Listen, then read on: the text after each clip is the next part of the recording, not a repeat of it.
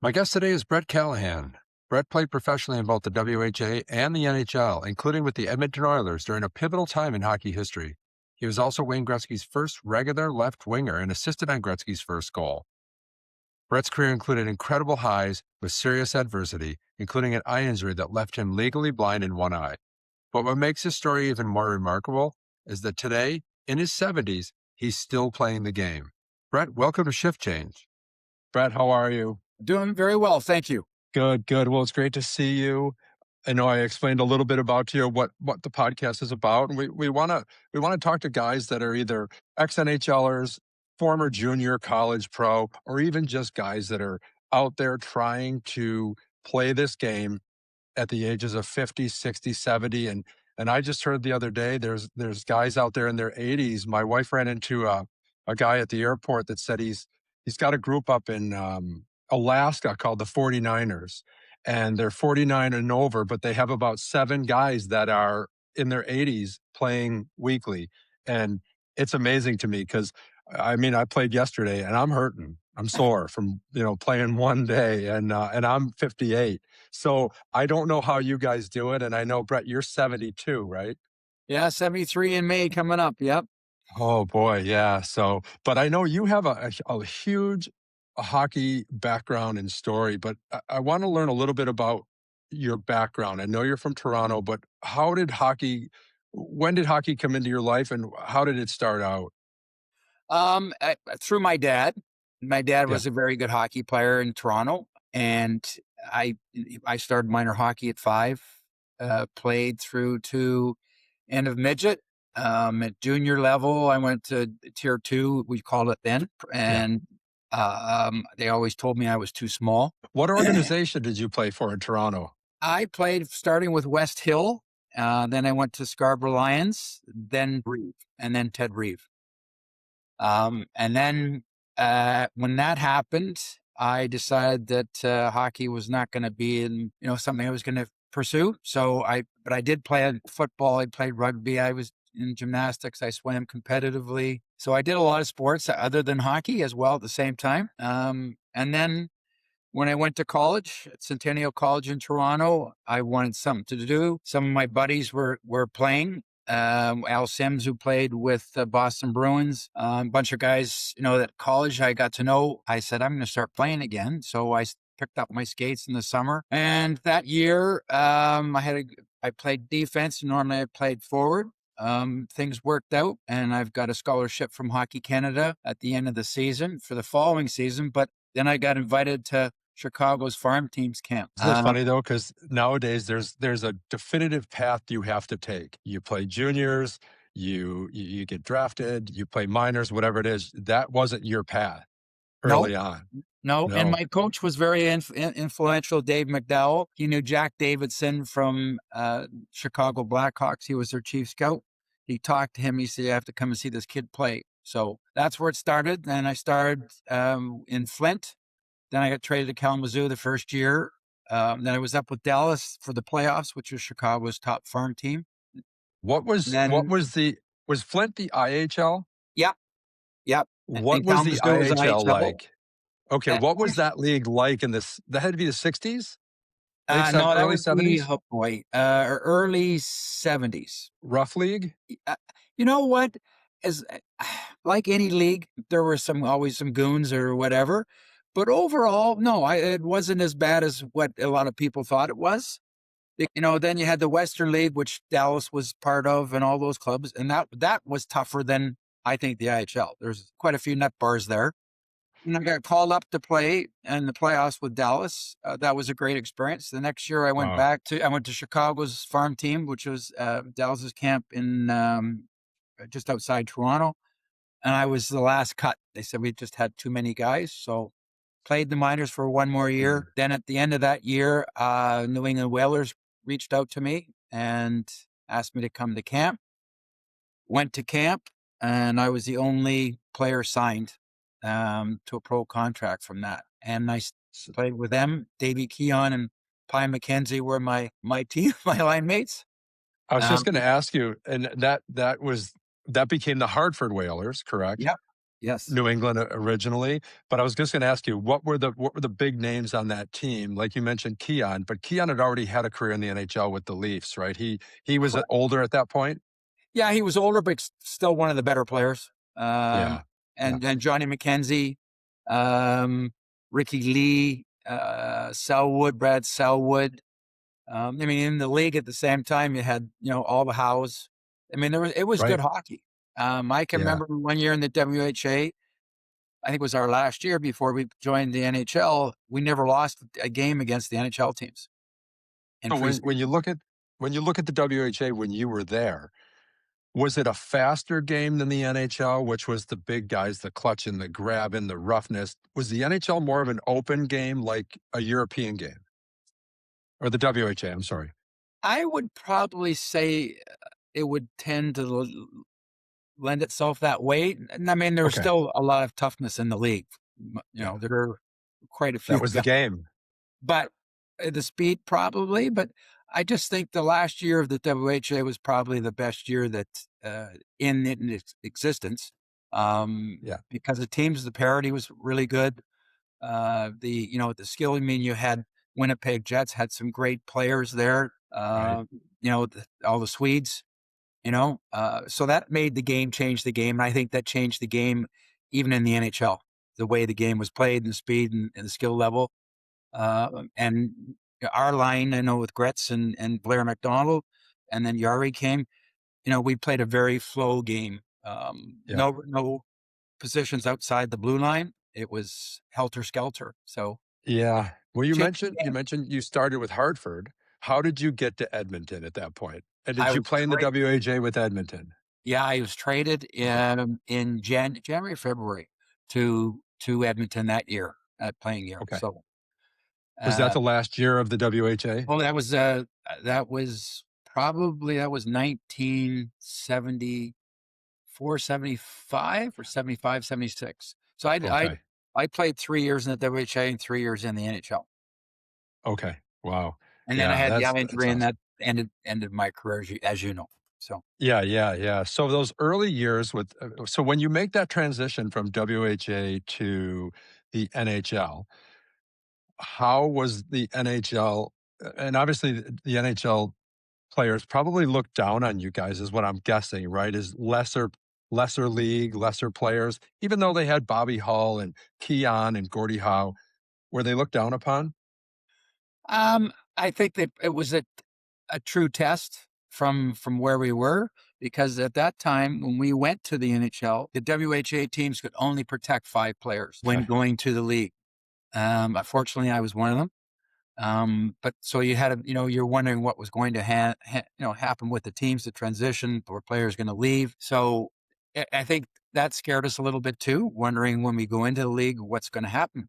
But that's the year we beat Montreal in 5 games, and no one expected that in the playoffs. Right. So it showed our credibility as Yeah. a as former WHA teams coming in. Winnipeg did well. I mean, we all did well. So Yeah, that's awesome. Do you remember? I remember when Edmonton first came in. Like Gretzky was my idol as a kid. I wanted to skate like him in that weird hunched over with the elbows flying up in the air.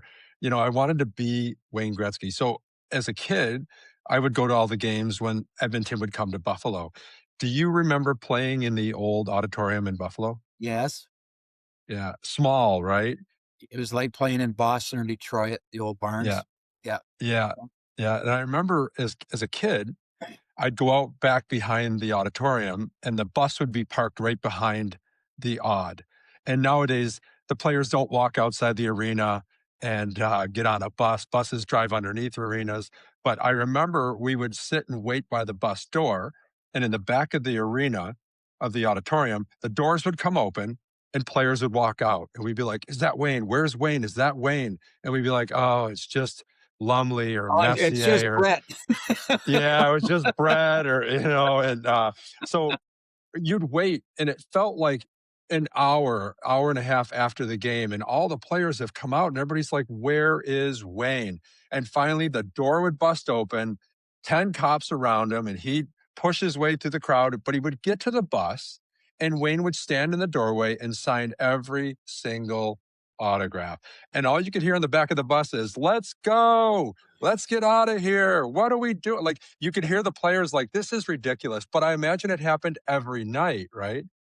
And yeah, in a lot of places it did, especially hockey, places such as, Yeah, Buffalo, Toronto, Montreal, Detroit, yeah, Chicago, Boston, yeah. places. Yeah, for sure. For sure. And I know you've probably been asked this a million times, but as a Gretzky guy, you were actually old. Obviously you're older than Wayne, and then meeting Wayne, quiet guy in the beginning.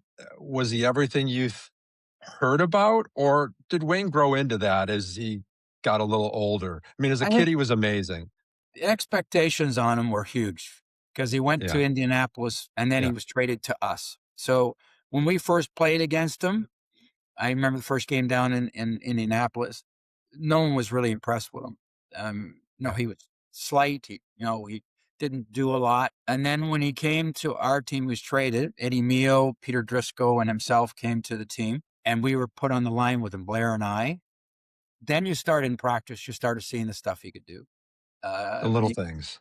Just the little things and how he saw the game and how we Yeah, didn't see the game compared to how he saw it. right, right. So, and then we played together the GMC line I think we had the second highest scoring line in the league behind Dion's line. Um, Yeah, and that he just kept growing and growing and growing. And even after I left, he continued to find a way, even with his stature, how to play the game and beat it. yeah. It's crazy. I was listening to a podcast the other day with Healy, the NHLPA guy. Glenn Healy, yep. Um, yeah, and they were talking about Dave Semenko and what an amazing guy Dave Semenko was, and how he was the protector on that team for not only just Wayne, but every single guy on that team. He stood up for everybody.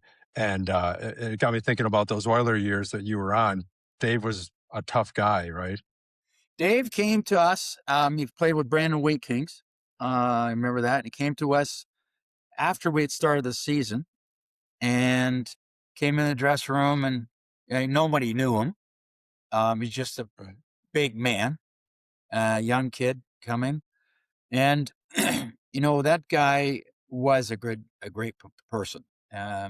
Everybody thought, toughness and everything. He didn't, he wasn't a guy that wanted to fight, but when he had to Yeah. fight, look out. Um, I Yeah. think I think at the time growing up, he was probably one of, I think, the toughest guy in the league for many years. And then it Yeah. got to a point that when he went to Toronto and that got traded, he didn't want to fight anymore. He's just Yeah. he was tired of it, and I can understand why. But as a character person, he was a great individual, a great sense of humor, which you would never know. But Yeah. he had a great sense and quick witted, but well liked in the dressing room, very well liked. You've obviously had some fights over your career, and punching a helmet doesn't feel good, right? That I hand tried to avoid hurts. that part. Yeah, that hand hurts forever. And if I, then when you hear these stories of these fighters, they hated it. They didn't wanna do it. They thought about it the night before. They knew who they had to fight. They knew it was coming in the game. There's a lot of anxiety with that. I can't imagine having to do that game in and game out when you're not built that way mentally. I mean, there's some crazy guys out there. We know like the Joey Kosers and, these guys that they were just crazy. But if Dave Semenko was a good guy, and you hear about guys like Andrew Peters out of Buffalo, they're great guys, and they had to fight for a living. The anxiety's got to be rough. Yeah, and I remember sometimes we we were playing New England Whalers, and Jack Carlson was on the team and a few other guys. Finally, we said, Semenk, you've got to do something, because Sather's getting on your case, even though you don't want to. He fought Carlson 3 times that time in that game. Wow. And then and George Lyle, he went around on the ice and set the bar for himself at that time because that's when he was new. And Oh, then all of a sudden, then some guys would just leave him alone. So don't wake yeah. the sleeping giant. Yeah, that's crazy. Yeah. So then obviously, Brett, you suffered the eye injury. How did that happen? Was That that in happened in 1980. I was in Edmonton, in Boston zone, and I stole the puck off of McCrimmon and reversed my turn real quick to go to the net. And when that happened, it was not intentional. He went to hook me and it came up my arm. And of course, we didn't wear visors then or anything, Yeah. and came into my eye. So I was laid up for quite some time. I had a couple surgeries, eye surgeries. And after I came back to play, which was months and months later, I had to wear a special lens for vision that gives me depth perception. And then at the end, just getting caught with the eye charts. Legally, I wasn't allowed to play. And then Oh, wow. plus Sather didn't help me at all. And, that when that happened, I could legally play in Europe. So that's when I went to Europe. There was no eye restrictions there. But yeah, Sather, my words for him are mixed. So Yeah. yeah, Yeah. I've heard that. yeah. Uh, I heard that He screwed around. me. He basically screwed me. Yeah. Yeah. So going over to Europe, obviously it's not the NHL, right? But it was a good place to carry on your career, but it also spun into another career for you as well, right? I mean, with your becoming more of an agent, right? Yeah, I mean, it was a great experience for both my wife and I, Annie, and I. It helped us in the direction we went for work later on. But what a life experience to go over and play in Europe, to play, not be under the stress. Yes, you had stress because you were expected to do well, but just the life experience itself. I'd never been to Europe. And Anne had been over once with her parents when she was young. So for us, it was just an education, some freedom, an opportunity to see the world and play a game I still Yeah. like, get paid for it. And then that down the road, yes, helped me in our business, the agency business, Optimal World Sports. Okay. So you were basically guys could come to you and say, look at hockey's not working out here. What opportunities are there for us? And you were pretty much placing players then, right? Yeah, we put players basically from the NHL, American League, East Coast players that had the skill level that could play over in Europe. And we did a lot in the KHL. We did the Asian League. I was the only licensed agent, North American agent, to work in Sweden. And we did Norway, all those Scandinavian countries. So, during the lockouts, we had lots, like I had Joe Thornton and DeVos, number of guys throughout Europe during the lockouts. So Yeah. it was a great business. It was good for me. I retired after 22 years. I sold my share of my business back to one of my partners. Nice. That's awesome. Yeah. And you've been pretty much out of hockey for quite a few years now, then, eh? Yeah, I'd probably say now 6, 7 years now, Oh, okay. All right. but I That's still nice. play. Yeah. I mean, I'm here. I'm associate member of the Canucks because we've moved to, as you know, to Vancouver. So I Yeah. skied with them, which has been a lot of fun, and they've been very receptive. So that's good. I Do you have still a pickup that you're playing there? Yeah, with the Canucks alumni, Vancouver The Canucks alumni. alumni. Yeah. Okay. Gotcha. Okay. And who's the big name of the alumni for Vancouver that Oh, you're skating with? there's a lot of guys there still. I mean, Dave Babbage, if you remember those names. I Oh yeah. mean, Blair McDonald, BJ's. I mean, we're the oldest guys, but there's the guys that are in their 30s and 40s, Sure. you know, so they Yeah. still Yeah. scoot. So a little Yeah. better than our Yeah. skates in Arizona. Yeah, Oh, exactly. Yeah. Yeah. Yeah. So did you watch a lot of the Olympics? Yes, I watched a fair amount of the hockey. Yeah, I did. Yeah, and everybody asked me, "Well, who did you root for, Rich? Who did you root for?" And I'm born in Fort Erie, Ontario. I'm a Canadian, but I've been an American on paper longer than I'm a Canadian. So my kids are American, my wife is American. So we were rooting for the U.S. just to finally get one. And because my dad was a diehard Canadian. It was all about Canada. It was all about the Leafs. It was all about Boreas Salming. That's all my dad cared about was Toronto. And so growing up, I kind of went the other way. I didn't like the Leafs. I hated them. I hated Toronto. I was a Buffalo kid, right? So, and you grew up in Toronto, right? So, I yeah, yeah. So we really were rooting for the U.S. and I just was wondering what you thought of the Olympics with the best on best finally being back again. I thought it was great for the game. I think it was very good for the game. I didn't like the how they finished it off with 3-on-3. And I think, and Hellebuck, as much as I'm Canadian guy, I think he won the game because Yeah, the absolutely. U.S. got badly outplayed, 41 to 26 shots. But it's a one game event, That's and right. it was nice for Hellebuck to win something after going through the playoffs he's had in the last number of years, and people pointing fingers. He stood on his head and played exceptionally well. So it was nice to see that part of the game for him and win. Yeah. Yeah, there So, was a lot of chatter in the locker room here in oh, I'm Arizona, sure. with half of us being Americans and half of us being Canadians. And of course, the first thing everybody says is, well, it was the 3-on-3, but if it was a full game, we would have beat them eventually. Yes, but international rules are 3-on-3, and Canada won 2 overtime games on 3-on-3s to get there. So it Yeah, worked in their favor 2 games prior. So, you're but right. yeah, Yeah. it's crazy. But yeah, you mentioned I'm wearing my Sabres jersey. Um, I'm a diehard. I've been around since the days of, I grew up, I was born in '68. So the early Sabres are what I grew up, and I loved watching the Sabres with For Gilles great Perreault and Pro and all those guys were terrific hockey. Rick Martin and Yep. Robert. So I was going to ask you, do you remember a player named King Kong Korab? Yes, absolutely. Jerry Korab, because I Number remember 4. as a kid, Number 4. yeah, I always tell the story. Again, we used to wait outside the locker room in the back of the arena, and Jerry would come out in a full length mink coat, holding a beer and smoking a cigarette. And I said, you don't see that in today's hockey. You just don't see it. And he had the long hair and the full mustache, Mustache. Yeah. But a big, mean, Yeah. tough, rugged defenseman. And you just don't see that anymore. I mean, the last guy that probably fits that mold is probably the 2 brothers, the one that played in Dallas and the one that played in Washington, the 2 American kids. They're like 6'6". I can't remember their name offhand, but you just don't see those big guys anymore. But Oh, I um, know who you're talking about.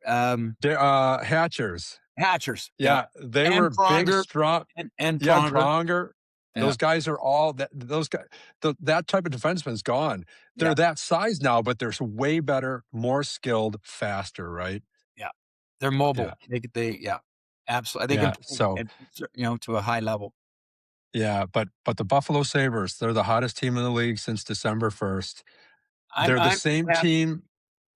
Yeah, Yeah, I really am. It had to happen.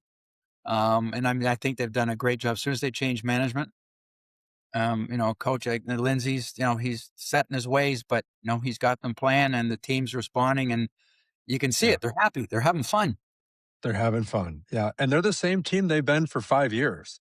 Yeah. And everybody's like, well, what happened? Why all of a sudden do you change management and they're good all of a sudden?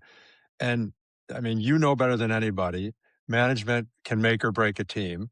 Whether your team is good or bad, they go in the direction of the temperature of the organization, I guess, right? Another example is that right now is New York.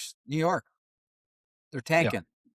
Their Yeah. manager, it's not, when you listen to everybody else that's been associated with them, he's the guy he's the downfall. He's the bad seed in the pot. Yeah. So Yeah, exactly. But yeah, we're happy. We're actually going to go back to Buffalo next week, and we're yeah, going you to think, go to the Detroit game.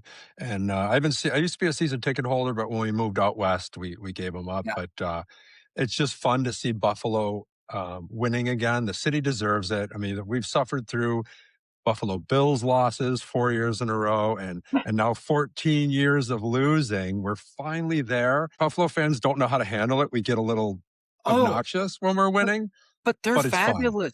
They're Yeah, fabulous. I watched the game the other night, yeah, and it's just they're so happy yeah, to be in this yeah. position. I think it's awesome. Awesome. But question for you. A lot of the guys that are listening are over 50. And from some of our skates and in your alumni skates, you've got guys in their 60s and their 70s. What advice do you give these guys that would keep them staying on the ice long term? What are you doing that's keeping you healthy and skating still? Well, I think it's something I inherited from both my mom and dad. Being physically fit. I think and keeping yourself busy. Like I ski, I do downhill, uh, Yeah. and I play hockey. We play pickleball. we're in the mountains here, so I hike. You know, we Yeah, that's golf. great. We golf. We keep ourselves busy. Keep yourself associated with people. I think that's key for your mental state. And I go to the gym, to work out. So that's me, but Yeah, that's important to me. yeah, Is to maintain that. And I think that's as long as you keep yourself busy. I think the social part of getting out, and as you know, in the dressing room, sometimes it's better than playing because the stuff that goes on there, the things said, yeah, camaraderie. I know you guys have your golf tournament on the 29th, which yeah, I love playing in. So yeah, all those things, and the wives get together and be part of it. I just think that association that hockey has and maintains, you can maintain, is an yeah, integral part of as a part of aging, and keeping yeah. yourself busy. Yeah, I agree, and people always say to me, "Why do you go an hour early for a pickup skate?"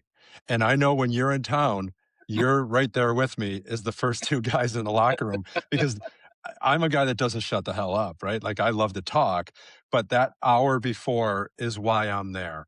Yes, I love the ice. I love the competition of it, but it's that hour before that really it does it for me. And then we got to get our bodies in shape Yeah, exactly. Yeah, exactly. So, with the heat bomb, with the heat bomb. oh yeah, I use the red, and I think I've told you there's an older gentleman that I played with back in Buffalo. He's got to be 80 by now because I've been gone 10 years from Buffalo. But he was the goal judge in Buffalo, and he Oh, sat behind the net and he flicked the light. And his job has changed over the years because now he sits up in the press box on the goal line and he flicks the light from up top because they don't need a guy to watch the net anymore. They got cameras, they got so Cameron, yeah. much, but his job never went away. So I skated in a skate in Buffalo on Saturday nights, and guys like all the old off ice officials ran this skate, and his name was Don Kwok. And Don used to take that red hot and he would add cayenne pepper to it. Holy Jesus. He made it even hotter. And then he would rub himself down with Ben Gay. And I think he hit every joint and from his foot to his shoulder. And he would rub his whole body down. And you could smell it coming in the arena, the Ben Gay, the red hot. And so that's where I got it from. He'd be like, here, try some of this stuff out. It keeps the muscles moving. But when you take a shower with that after, Oh, the burn is so bad, eh? remember Cowboy Flett? Yep. Bill Bill played Flat. Yep. Philadelphia, played with us. He used to put that same thing all over his body. And he would, like you said, that smell, it just clears your nostrils because soon he Yeah. put it everywhere. And I can Yeah. remember he put it on, he told one of our, Bobby Russell was complaining about his legs not moving, they're heavy. And, before warm up, he said he doesn't feel good. So he said, put some of this on. He put it on his legs, and the poor kid, he was a rookie. He came in actually left the ice during warm up. He had tears coming down his eyes because the red hot was burning him. And then we see him in the Yeah. shower after warm up. Yeah. So, As soon as the sweat hits it, it ignites it and it's like fire. Um, One more story I want to ask you about because it's my favorite Brett story. oh, Tell me about the time Gordie Howe was out to get you. yeah.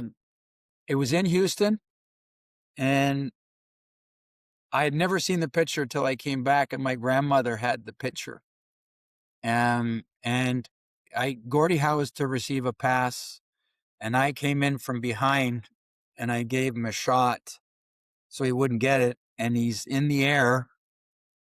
And of course, Gordie, he's looking back to see who did it because he knows he's Yeah. going to come get you. So, But I think wasn't there a time didn't you hit his son once in a game yeah, and before? then that was another time I hit Mark with a clean check along the boards there in front of their bench. Yeah. And it hurt. He hurt his knee. And because I've been on that team playing there, Al Hankslavin came up and said, Brett, better watch out. The old man's going to be gunning for you. So Wow. I went behind the net, and Gordie's there, and he's got a move which one of the other guys told me that he likes to do. And he gets you in a headlock and then falls. Oh, So, almost like a WWE wrestling move. So he tried that, but he couldn't get me. I was a little too quick for him.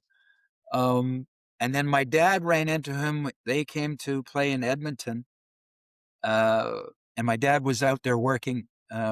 He was an executive with Bell, and he was out there for a while. So dad was on the LRT, which is like a GO train, coming back from the rink to the hotel, and Gordie was on there. And my dad introduced himself to him and said, Mr. Howe, I'm Brett Callighen's dad. He said, I'm so sorry to hear about your son. And he said, I know my son hit your son. And he said, you know what? It wasn't the hit. I was most disappointed in our bench because no one yelled heads up. Oh, geez. Wow. That's awesome. But he That's still so tried to get funny. me anyway. Yeah, exactly. Yeah. Wow. Yeah, that's awesome. Now, it's funny because I met Gordie once. My dad and I used to run card shows. And in Buffalo, I knew a lot of the NHL players, and we would get the guys to come sign autographs at these card shows. And my dad, being from Fort Erie, knew Pierre Pilat. Do you remember Hmm. the defenseman from Chicago. Chicago? Chicago. Yeah. Yep. They lived Number down the three. street from my dad. Three. Yeah. And he got a hold of Pierre and he said, "Hey, can you come to Buffalo and sign some autographs at a card show?" And he says, "Well, Doug," he says, I got good news for you. I'm coming through Buffalo and I have Gordie Howe, Bobby Hull, and Johnny Bauer with me. We'll stop and we'll come sign autographs for you." And at the time, a friend of mine had just bought the Northland Stick Company, and it was in New England at the time. So whoever owned it moved it to New England.